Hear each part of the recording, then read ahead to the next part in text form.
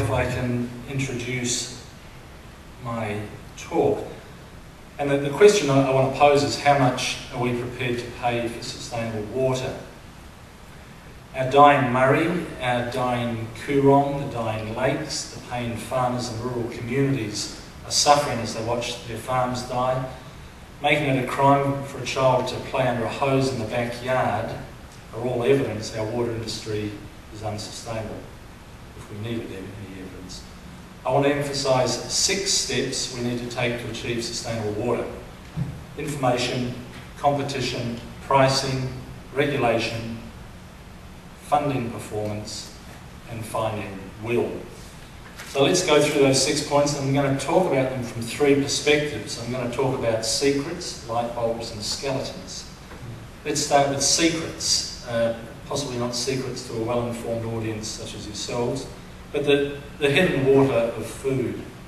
The global average water consumption per person per day is approximately 250 litres, about 4 times that if you live in Phoenix, Arizona, about 1/50th of that if you live in parts of Africa.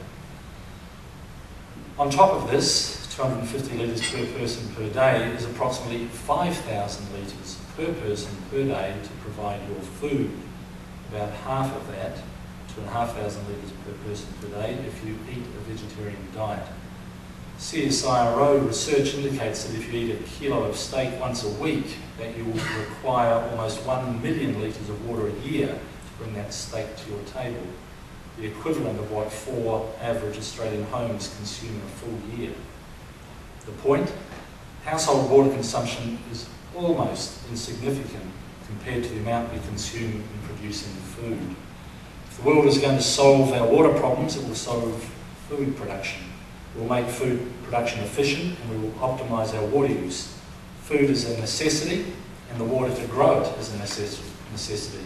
We just need that food to be produced as efficiently as possible. Between 65 and 70%, depending on the sort of year we're experiencing, of Australia's water goes into agriculture, and almost half of that goes into growing pasture and grains. While some farmers, particularly in the wine industry, have invested in the technology and irrigation techniques to almost eliminate those losses, there are many that haven't.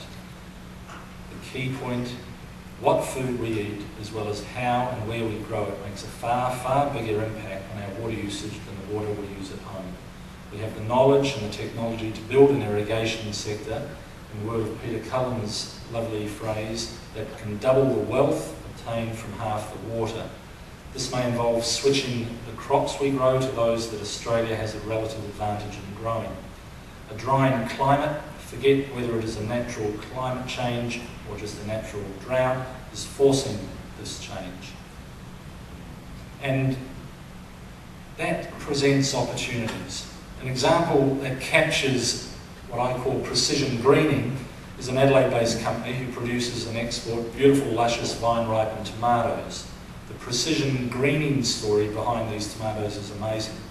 They reuse city wastewater, black water that has been treated to a level where it is safe, purify it by passing it through reverse osmosis. Then they add in a specific mineral diet customised precisely for tomatoes. And this is fed to the tomato plants in a glass house 4 times the size of the MCG, where soil moisture monitoring technology delivers the precise amount of water needed at the rate it's needed, directly to the roots. Water is further supplemented by 50 million litres of rainwater being harvested off the roof every year. The glass house is more like an operating theatre of a hospital than a typical glass house. It is heated to a constant 25 degrees by using the waste heat of an on-site gas-fired cogeneration electricity plant. And instead of the exhaust adding to climate change gases, the exhaust is harvested and the CO2 is injected into the glass house, raising the CO2 levels from 387 parts per million, what they are in the room today, to about 1,200 parts per million. Tomatoes just munch up that CO2, you've got carbon sequestration in action, as well as reducing greenhouse gases. So the tomatoes are happy, they love the environment, and it adds to their growth. Now the amazing part, the numbers that come out of this business, a 12,000% productivity gain. They use 1/10 of the water to produce 12 times the tomato plant yield. Peter Cullen thought we could halve the water and double the wealth. I'm talking about a 12,000% productivity gain. And there are probably 30 or so South Australian technology and management suppliers in that value chain behind the tomatoes. And I'd also broaden that to say and Australian policy, starting right the way back at water quality guidelines and risk management of fit-for-purpose water, competition policy, the involvement of the private sector in the supply of the infrastructure, as well as some of the nuts and bolts, United Waters, wastewater reuse treatment, Osmoflows, desalination, fibre logics, glass fibre pipeline, and so on.